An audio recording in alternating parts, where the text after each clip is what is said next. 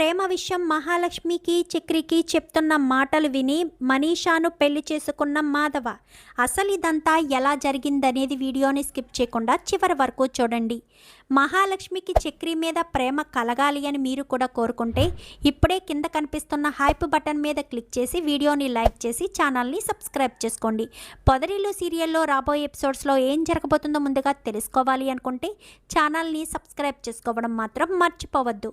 ఇంకా మహాలక్ష్మి అయితే చక్రి పొసెసివ్నెస్ అంటే చక్రి వేరే వాళ్ళని పొగుడుతున్నా, వేరే వాళ్ళని చూస్తున్నా, వాళ్ళని ఇష్టపడతాను అన్నట్టు అమ్మాయిల గురించి తెగ మాట్లాడుతున్నా మహాలక్ష్మికి నచ్చదు. ఎవరికైనా పొసెసివ్నెస్ ఎందుకు వస్తుంది? ఒకరికి మన మీద ఇష్టం ఉంటేనే కదా పొసెసివ్నెస్ కలుగుతుంది. సో మహాలక్ష్మికి ఇక్కడ చక్రి మీద అదే కలుగుతుంది. ఇంకా మహాలక్ష్మి ఆఫీస్కి వెళ్ళిపోతుంది. మహాలక్ష్మి ఆఫీస్కి రావడంతో వెంటనే ఇంకా జ్యూస్ పంపిస్తాడు విక్కీ. అయితే అదేంటి, నేను ఇప్పుడే కదా వచ్చాను, వెంటనే జ్యూస్ పంపించావేంటి విక్కీ అని చెప్పనేసరికి, నీకు జ్వరం కదా మహాలక్ష్మి, అందుకే జ్యూస్ పంపించాను. నాకు జ్వరమా? నాకు జ్వరమని మీకెవరు చెప్పారు? మీ కొలీగ్ చెప్పాడు. పొద్దుట నువ్వు ఆఫీస్కి వస్తున్నావా లేక లీవ్ ఎక్స్టెన్షన్ చేస్తున్నావా అన్న ఉద్దేశంతో ఫోన్ చేస్తే మీ కజిన్ చెప్పాడు తనకు జ్వరంగా ఉంది, నేను వస్తాను అని చెప్పాను, మీరు వస్తే ఇంకా జ్వరం పెరుగుతుంది అని చెప్పాడు. ఈలోపు నువ్వే వచ్చేసావు, అందుకే జ్వరం తగ్గిందో లేదో నీరసంగా ఉండుంటుంది, అందుకే జ్యూస్ తాగితే కొంచెం ఎనర్జీ వస్తుందని. నీకు ఈవేళ వర్క్ ఉంటే వర్క్ చేసుకో, లేదంటే అలాగొక చోట కూర్చో, ఏం పర్వాలేదు, పెద్ద ఇష్యూ ఏమీ ఉండదు, ఒకరోజు వర్క్ ఏమీ ఆగిపోదు అని చెప్పాను. కానీ అలాంటిదేమీ లేదు, నాకు బాగానే ఉంది, కొంచెం తగ్గింది అని చెప్పి అబద్ధాన్ని కవర్ చేస్తుంది. సరే వెళ్ళి వర్క్ చూసుకో అని చెప్పి ఇంకా విక్కీ కాస్త వెళ్ళిపోతాడు. విక్కీ తన క్యాబిన్లోంచి ఎదురుగా మహాలక్ష్మిని చూస్తూ ఉంటాడు. తన జుట్టుని వెనక్కేసుకోవడం, అలా అది తీసుకోవడం, ఇది తీసుకోవడం, ఆలోచించడం, తను టైప్ చేయడం విక్కీ బాగా అబ్జర్వ్ చేస్తూ ఉంటాడు. అబ్జర్వ్ చేస్తూ ఉండేసరికి ఇంకా విక్కీని 1-2 సార్లు చూస్తుంది. ఇదేంటి విక్కీ నన్ను కొత్తగా చూస్తున్నాడు అని అనుకుంటుంది మహాలక్ష్మి. ఇంకా ఇది ఇలా ఉంటే మనీషా వాళ్ళ పుట్టింటికి వెళ్ళిపోయింది కదా. అలా పుట్టింటికి వెళ్ళిపోయిన మనీషా ఆలోచిస్తూ ఉంటుంది. ఏంటి ఇక్కడికి వచ్చినప్పటి నుంచి తెగ ఆలోచిస్తున్నావు మనీషా అంటూ బన్సీ అడుగుతాడు. ఏమీ లేదన్నయ్య, ఏమీ లేదు అని చెప్తుంది. చెప్పేసరికి ఈలోపు సరే నేను పనికి వెళ్ళొస్తాను అని చెప్పి పనికి వచ్చేస్తాడు. అలా పనికి వచ్చేసిన తర్వాత ఇక్కడ ఈ పంతులు సెకండ్ పెళ్ళి అంటే ఇక్కడ ఆల్రెడీ చెప్పింది కదా తను వచ్చి, శైలు వచ్చి మీరు అసలు జన్మలో పెళ్లి చేసుకుంటారా, మీరు పెళ్లి చేసుకునే వరకు కేశవ నా మెడలో తాళి కట్టడు, మీ వల్లే మేము సంతోషంగా లేము అన్న మాటలు పదే పదే గుర్తుకు వస్తూ బాధపడుతూ ఉంటాడు. ఏమైంది భయ్యా, ఎందుకు అలా బాధపడుతున్నావు మాధవన్న అని చెప్పాను. కానీ ఏమీ లేదు, అయినా నేను బాధపడుతున్నట్టు నీకెలా అనిపిస్తుంది బన్సీ అనగానే, నీ మొహంలో ఆ డల్నెస్ నాకు కనిపిస్తుందన్నా అని చెప్పాను. అనేసరికి ఈలోపు పంతులు అటుగా వెళ్తూ ఫోన్లో మాట్లాడతాడు.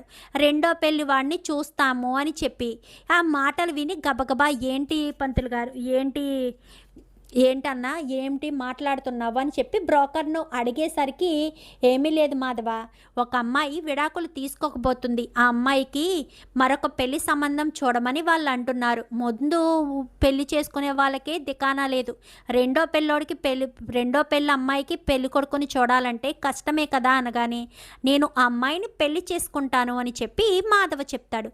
ఒక్కసారిగా షాక్ అయిపోతాడు ఇక్కడ ఈ బ్రోకరు, అలాగే అక్కడ బన్సీ. ఏం మాట్లాడుతున్నావు మాధవ అనగానే, అవును, నా వల్ల నా తమ్ముళ్ళ జీవితం నాశనం అవ్వకూడదు, నేను పెళ్లి చేసుకుంటేనే కానీ నా తమ్ముళ్ళు సంతోషంగా ఉండలేరు, పరిహారానికి పూజ చేసిన నా రెండో తమ్ముడు ప్రేమించిన అమ్మాయిని పెళ్లి చేసుకోవాలి అంటే ముందు నాకు పెళ్లి జరగాలి, వాడు నా జీవితం కోసం వాడు పెళ్లి చేసుకోకుండా ఉంటున్నాడు, వాళ్ళని నేను బాధ పెట్టలేను, వాళ్ళు నాకు వరుసకు తమ్ముళ్ళైనా నాకు ప్రాణం కంటే ఎక్కువ వాళ్ళు, ఎందుకంటే వాళ్ళని నేను చిన్నప్పటి నుంచి కన్న బిడ్డల్లా చూసుకున్నాను. అలాంటి వాళ్ళు బాధపడితే నేను చూడలేను అని చెప్పనేసరికి, సరే మాట్లాడతాను, మరి మీ ఇంట్లో వాళ్ళు అనగానే నేను వాళ్ళని ఒప్పిస్తాను అని చెప్పి మాధవ చెప్తాడు. ఈ మాటలన్నీ కూడా బన్సీ వింటాడు. మాధవ పైకి వెళ్ళడంతో, ఏంటన్నా ఏం చేస్తున్నావు, నీకు అర్థమవుతుందా? పోయి రెండో పెళ్ళి అమ్మాయిని పెళ్లి చేసుకోవడం ఏంటన్నా, నీకు అసలు ఏం తక్కువ అనగానే, ఏం తక్కువ కాదు బన్సీ, నా తమ్ముళ్ళ కోసం నేను ఏదైనా చేయడానికి నేను సిద్ధమే, రెండో పెళ్ళి అమ్మాయినే కాదు ఎవరిని చేసుకోవడానికైనా సిద్ధమే అని చెప్పి మాధవ చెప్పడంతో బన్సీ బాధపడతాడు. సాయంత్రం బన్సీ ఇంటికి వచ్చి అదే ఆలోచిస్తూ ఉంటాడు.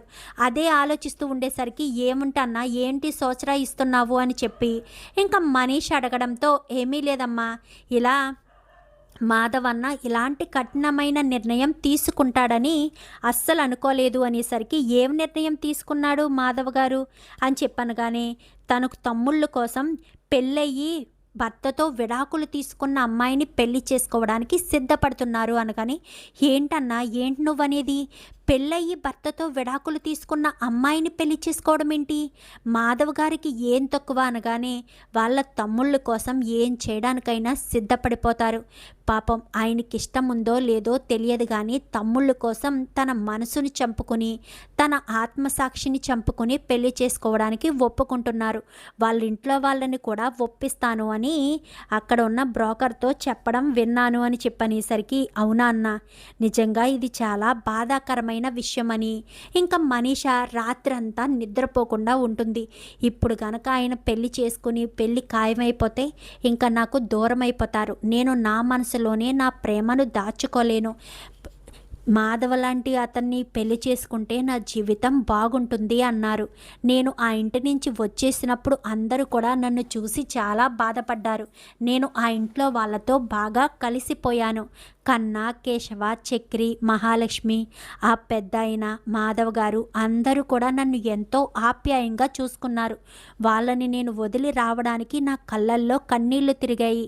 జీవితాంతం అదే కుటుంబంలో ఆ ఇంట్లోనే మనిషిగా ఉండాలని కోరుకుంటున్నాను అని చెప్పి ఇంకా రాత్రంతా నిద్రపోకుండా ఆలోచించి, ఏది ఏమైనా రేపు చక్రికి, మహాలక్ష్మికి తన ప్రేమ విషయం చెప్పేయాలి అని మనీష కాస్త నిర్ణయం తీసుకుంటుంది.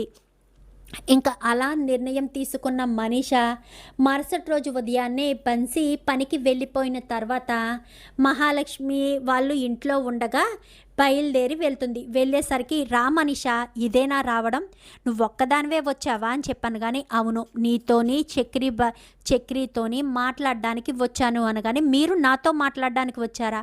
మీతోనే కాదు మహాలక్ష్మితో కూడా మాట్లాడడానికి వచ్చాను. ఇది మీకు ఎలా చెప్పాలో నాకు అర్థం కావట్లేదు.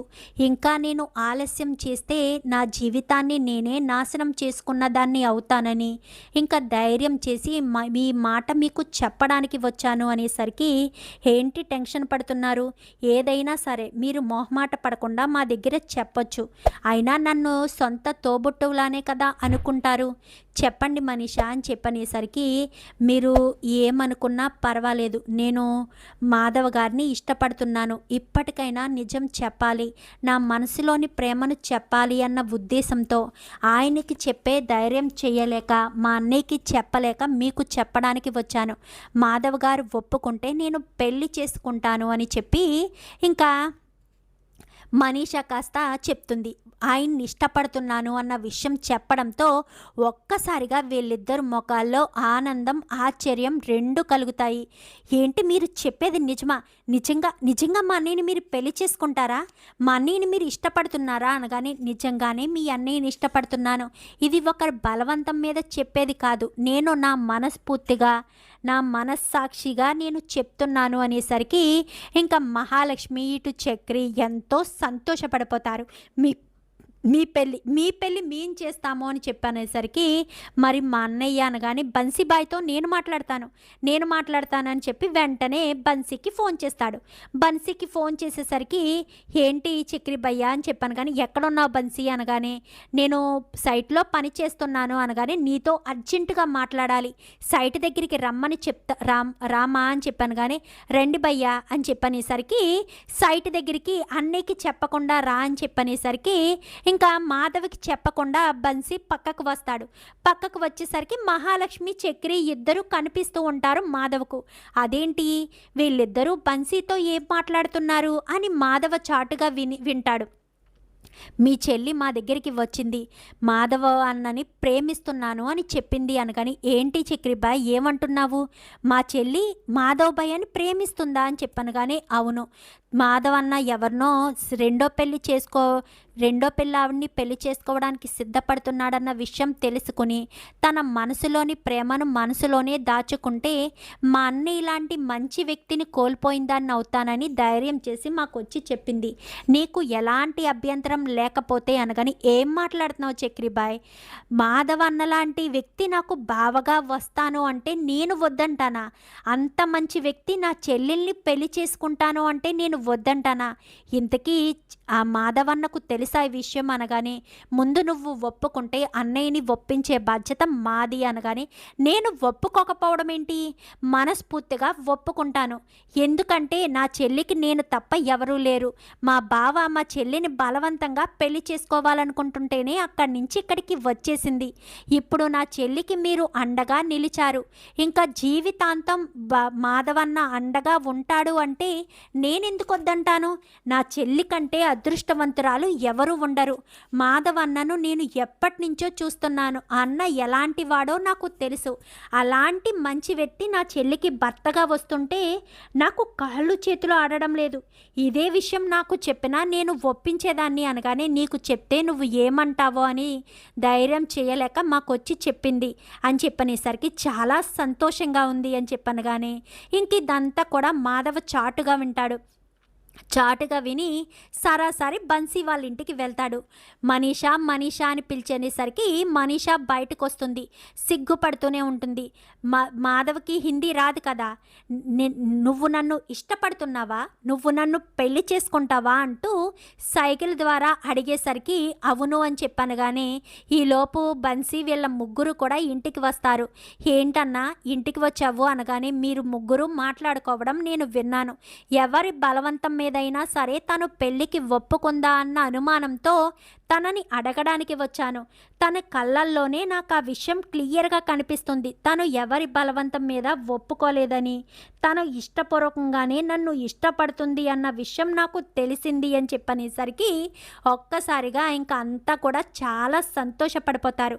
ఇంకా నీ పెళ్ళి ధూమ్ ధామ్గా చేసేస్తామన్నయ్య అని చెప్పి ఇంకా ముగ్గురు కూడా ఇంటికి వస్తారు. ఇంటికి వచ్చిన తర్వాత అందరి ముందు అదే విషయం బయట పెట్టడంతో కేశవ, కన్నా, నారాయణ ఎంతగానో సంబరపడతారు. ఏంటి మా చక్రి, ఏంటి నువ్వు అనేది అనగానే, అవును ఈవేళే పెళ్ళి మాట్లాడేశాము, మనీషాకు ఇష్టమే, బన్సీబాయికి ఇష్టమే, అందరికీ ఇష్టమే అని చెప్పనేసరికి, అయితే మా పెద్దోడి పెళ్ళి జరిగిపోతుందన్నమాట అంటూ నారాయణ చిన్న పిల్లాళ్ళ గంతులు వేయడం మొదలు పెడతాడు. ఇప్పుడు కాదు, పెళ్ళిలో వెయ్యాలి గంతులు అనగానే, అప్పుడు ఎలాగా వేస్తాను, ఇప్పుడు కూడా వెయ్యాలి కదా అంటూ మాట్లాడేసరికి తెగ సంతోషంగా వాళ్ళ ఆనందానికి అవధులు ఉండవు.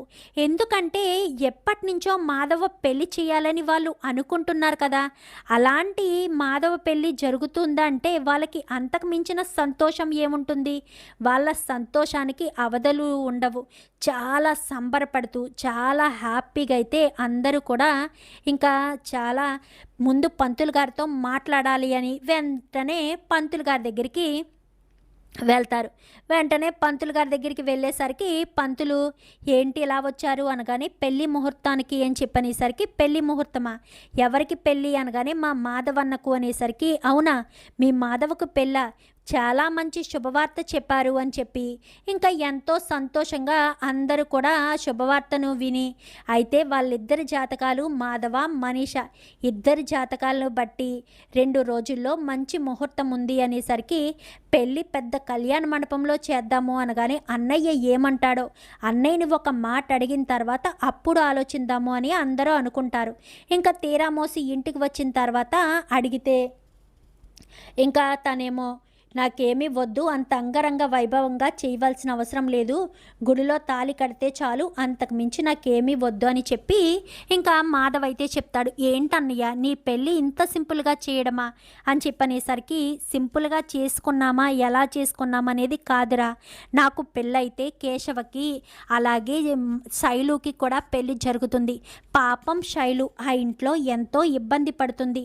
వాళ్ళమ్మ వాళ్ళు కేశవకి ఇచ్చి పెళ్లి చేయనని చెప్తున్నారు కదా, పాపం తను బాధపడకూడదు. అందుకే నా పెళ్ళి జరిగిన తర్వాత వెంటనే శైలుకి కేశవకి కూడా పెళ్లి చేసేద్దాము అని చెప్పనేసరికి, నీ ఇష్టం అన్నయ్య, నువ్వు ఎలా చెప్తే అలాగే, అంటే గుడిలో పంతులు గారితో మాట్లాడమంటావా అని చెప్పాను. కానీ అవును అనేసరికి సరేనని ఇంకా వెంటనే చక్రి మహాలక్ష్మి ఇద్దరు కూడా పెళ్లి బట్టలు, గుడిలో పంతులు గారు ఇవన్నీ కూడా మాట్లాడతారు. ఇవన్నీ కూడా మాట్లాడేసరికి ఇంకా అక్కడికి వెళ్ళి, రేపే ముహూర్తం కదన్నయ్య, ఉదయానికి అన్నీ రెడీ చేసి తీసుకొచ్చేసాము, ఇదిగో మీ బట్టలు, ఇవి మనీషా వాళ్ళ ఇంట్లో ఇచ్చేసి వచ్చాము అని చెప్పనేసరికి, సరేరా మీకు ఇబ్బంది అనిపిస్తుంది. ఏంటన్నయ్య ఏం మాట్లాడుతున్నావు, ఏంటి పెద్ది, మీ పెళ్ళి నాకు ఇబ్బంది ఎందుకు అనుకుంటాము, మీ పెళ్ళిని మేము ఎంతో బాధ్యతగా చేస్తున్నాము, ఎంతో సంతోషంగా, అసలు మాకు కాళ్ళు చేతిలో ఆడడం లేదు పెద్ది, మీ పెళ్ళి చేస్తున్నాము అంటే మామూలుగా సంబరంగా అనిపించట్లేదు, మాకు ఎంతో సంతోషంగా ఉంది, మా పెద్ది పెళ్ళి జరుగుతుంది, ఇంతకు మించిన సంతోషం ఉంటుందా, ఇంతకు మించిన ఆనందం ఉంటుందా అని ఎంతగానో సంబరంగా ఉంది అని ఇంకా మాధవతో అయితే చెప్పేసరికి, ఆ మరుసటి రోజు ఉదయాన్నే రెండు కార్లు బుక్ చేస్తారు. ఒక కారులో వాళ్ళు వీళ్ళంతా వెళ్తారు. ముందే మహాలక్ష్మి చక్రి ఇద్దరు కూడా బన్సీ వాళ్ళ ఇంటికి వెళ్ళిపోయి వాళ్ళిద్దరిని కూడా పికప్ చేసుకుని గుడి దగ్గరికి వచ్చేస్తారు. కేశవకి మరొక కారు ఇవ్వడంతో కేశవ ఇక్కడ వాళ్ళందరినీ, అంటే గాయత్రి కూడా పెళ్ళికి వస్తుంది. గాయత్రిని, నారాయణ్ని, కన్నాని, మాధవని అందరినీ తీసుకుని గుడి దగ్గరికి వస్తారు. గుడి దగ్గరికి వచ్చేసరికి గుడి దగ్గర అన్ని ఏర్పాట్లు చేసేసి రెడీగా ఉంటారు. ఎంత ఆలస్యం అయిపోయింది ఏంటి అనగానే, ఆలస్యం అయిపోయింది, కూర్చోండి ముహూర్తానికి టైం దగ్గర పడుతుంది అంటూ పంతులు చెప్పడంతో ఇంకా గబగబా పంతులు ముహూర్తానికి దగ్గర పడేసరికి ముహూర్తం కాస్త అన్నీ కూడా అనుకుని, కూర్చోండి అన్నీ తీసుకొచ్చారమ్మా అనగాని, అన్నీ మీ ముందే ఉన్నాయి పంతులు గారు, ఏం తక్కువ వచ్చినా చెప్పండి, క్షణాల్లో మీ ముందు ఉంటుంది, పెళ్ళి మాత్రం గ్రాండ్గా చేయలేదు అని మేము అనుకోకపోయినా పెళ్ళి మాత్రం చక్కగా జరగాలి అంతే, అంతకు మించి మేమేమీ కోరుకోము, పెళ్ళిలో ఏ లోటు ఉండకూడదు అని చెప్పనేసరికి సరేనని ఇంకా ఎంతో సంతోషంగా అయితే ఇంకా అందరూ కూర్చుని చూస్తూ ఉంటారు. ఇంకా మనీషా మాధవ ఇద్దరు ఒకరి ముఖాలు ఒకరు చూసుకుని సిగ్గుపడుతూ తలదించుకుంటారు. రే నువ్వు సిగ్గుపడుతున్నావేంట్రా, తలెత్తుకుని ఉండు అని చెప్పనేసరికి, నువ్వు ఉండు నాన్న అంటూ ఇంకా మాధవ్ అయితే అంటాడు, పంతులు గారు పెళ్ళి కానివ్వండి తొందరగా, ఏ పుత్ర ఏ కంగారు వచ్చేస్తుందా అనగానే, అది కాదు మాత, నా పెద్ద కొడుకు పెళ్ళి జరుగుతుంది కదా, ఆ జరిగిన సంతోషంలో నాకు మందు కావాలి అనేసరికి, ఈరోజు మందు కట్ట ఏమీ లేదు అనగానే, లేదు మీకు ఖచ్చితంగా ఉంది, మీకు ఏం కావాల్సిన డబ్బులు నేనే ఇస్తాను, మీరే వెళ్ళి కొనుక్కోండి, కానీ అది పెళ్ళి జరిగిన తర్వాత మాత్రమే, ఇప్పుడు కాదు పుత్ర అనగానే, చాలు మాత, ఈ ఒక్క మాట అన్నావు చాలు, నా మాట ఎప్పుడూ నా మాట అర్థం చేసుకుంటుంది, నా మనసు అర్థం చేసుకుంటుంది, అచ్చుమ్మ అమ్మలాగే అని చెప్పి ఇంకా నారాయణ అంటాడు, చాలు సోపేసింది చాలు అంటూ పక్క నుంచి చక్రి అనేసరికి, నీకేంట్రా అంత కుళ్ళుబొత్తుతనం, అందరితోటి బాగానే ఉంటుంది, ఆ కన్నాగాడితో అయితే భుజం మీద చేతులు వేసుకుంటూ తిరుగుతుంది, ఈ కేశవతో కూడా మాట్లాడుతుంది, నా దగ్గరికి వచ్చేసరికి వెటకారంగానే మాట్లాడుతుంది, నన్ను ఎంతసేపు ఏడిపించడానికే, ఈ మహాలక్ష్మికి నా మనసులోని ప్రేమ ఎప్పుడు అర్థమవుతుందో, ఎప్పుడు నన్ను అర్థం చేసుకుంటుందో, పైగా నేను కొన్ని చీరే కట్టుకుంది పెళ్ళికి, ఇంత ఇష్టం ఉంది కదా, నేను వేరే అమ్మాయి వంక చూసినా ఈవిడ గారు తట్టుకోలేదు కదా, మరి తన మనసులో ఉన్న ప్రేమ ఏంటో చెప్పొచ్చు కదా, నిజంగా తన మనసులో నా మీద ప్రేమ ఉందా లేదా అని మా చక్రి ఆలోచిస్తూ ఉంటాడు. బాబు సైలెంట్గా ఉంటారా అనగానే నేనేం చేశాను అని చేసరికి ఏదో గొలుక్కుంటున్నావు కదా బాబు అని చెప్పాను. కానీ అదేలేండి, సరే అండి, సైలెంట్గా ఉంటానులేండి, నేనేం మాట్లాడను అంటూ మాట్లాడతాడు. మాట్లాడేసరికి ఏంటి ఏంటి లోపల ఏదో మాట్లాడుకుంటున్నారు అనగాని, నా బాధ ఏముందండి, మీరు చెప్తే వింటారా, తీరుస్తారా?